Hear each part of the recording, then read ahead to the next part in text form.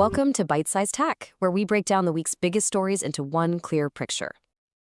Okay, so this week we're going to follow a single thread, and it's a wild one, connecting the huge ambitions of the AI arms race all the way down to, the price of the phone that's probably in your pocket right now. Let's dive in. All right, first up, the AI arms race. We're talking about building the brains of tomorrow, and it is a full-on industrial operation. So, the race to build the next generation of AI, it's more intense than ever. And this quote from Amazon's AGI chief, David Lewin, just nails the new mindset. He says it's not about training a model anymore. Your job is to build a factory that just keeps churning out better and better models. And the first major product rolling off that assembly line is something they're calling AI agents. So what exactly are these AI agents? Well, you've got to think way beyond the chatbots we're used to.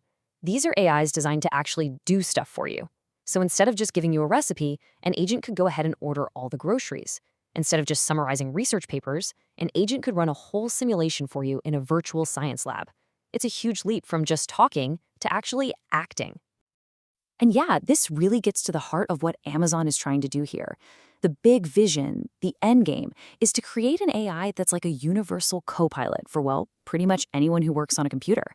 It's about giving us humans massive leverage on our time by automating all the boring, tedious parts of our digital lives. But of course, Amazon is not alone in this race. Not by a long shot. Google is right there with them, pushing its own agent-like features. I mean, they're rolling out their AI-powered search to 180 countries now and giving their premium subscribers some really cool new skills. Like you can literally ask it to find you a reservation at an Italian place for 4 people on Saturday night, and it'll just go and sift through all the booking platforms to find you a spot. The race is definitely on, but when you move this fast, you tend to break things.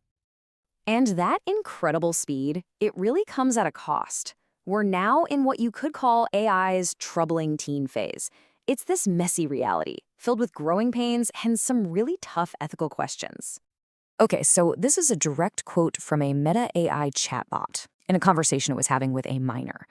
A pretty shocking report just came out that revealed Meta's internal policies once actually allowed for romantic or sensual conversations with underage users. Now, the company says it has since removed those allowances, calling them a mistake, but wow, it just exposes a major breakdown in their safety oversight.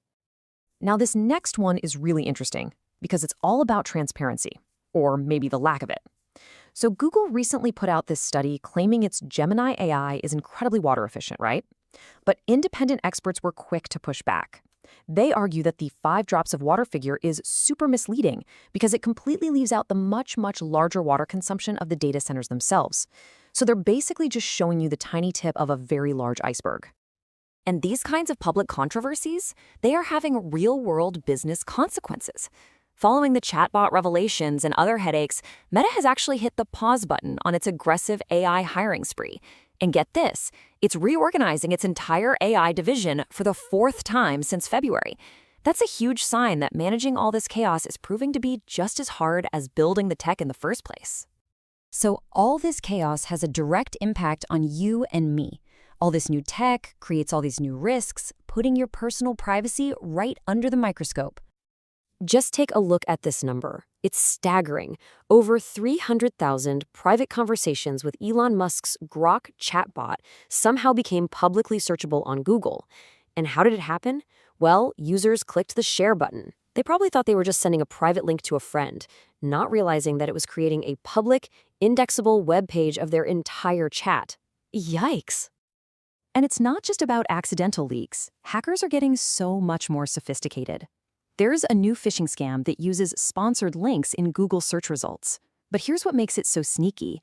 It briefly redirects you through a totally legitimate Microsoft domain. That can fool a lot of security software, and it definitely fools users into thinking the link is safe, right before it lands you on a fake login page designed to steal your password. And sometimes the very tools we use to protect ourselves can be the biggest threat.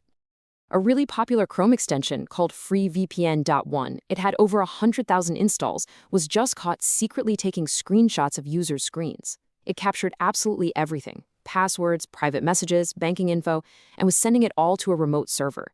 It's just a huge reminder to be incredibly careful about what you install on your browser. Okay, let's shift gears a bit from digital threats to physical hardware. And let's talk about why the tech you buy seems to be getting more and more expensive. So if you've been holding out on buying a PlayStation 5, I've got some bad news for you. Sony just announced a $50 price hike across all models in the US. That bumps the standard PS5 up to $549, and the new Pro model, that's going to be a pretty steep $749. So, what's the reason for the price jump? Well, in their official statement, Sony mentioned a challenging economic environment. And as a bunch of reports have pointed out, this has become a pretty common industry code word, a euphemism, really, for the direct impact of US tariffs on goods that are imported from China. It just makes things more expensive for these companies. And it's not just Sony feeling this pressure. To get around these exact tariffs, Apple is making a huge, truly historic pivot. For the very first time, they are planning to manufacture all 4 models of their upcoming iPhone 17 lineup in India. It's a massive move to de-risk their supply chain, and analysts are already calling it a watershed moment in global manufacturing. All right, finally, let's look over the horizon. Where is all this innovation actually taking us? We'll talk about new phone designs and then get a little bit of much-needed perspective. So in the world of hardware, there's this quiet but really interesting design debate heating up around foldable phones. Should they be short and wide, kind of like a passport, that's great for watching videos when it's open? Or should they be tall and narrow, like a regular phone, which works a lot better with existing apps when it's closed? For now, the tall slab style is winning out. But trust me, this debate is far from over. And looking even further ahead, there are some clues in Apple's internal software that suggest a major redesign for the Apple Watch is coming in 2026. And it could potentially bring back a really beloved feature, Touch ID, for biometric security. Just think about it for a second, unlocking your watch or approving a payment just by touching the screen or the crown. Pretty cool. Okay, so after all of that, the crazy AI race, the privacy risks, the price hikes, it's worth taking a step back, right? It's so easy to get lost in all the day-to-day noise and completely forget the bigger picture. But then you see an image like this. This is a new photo taken by NASA's Psyche spacecraft from over 180 million miles away. It shows our Earth and our Moon as just 2 tiny little points of light.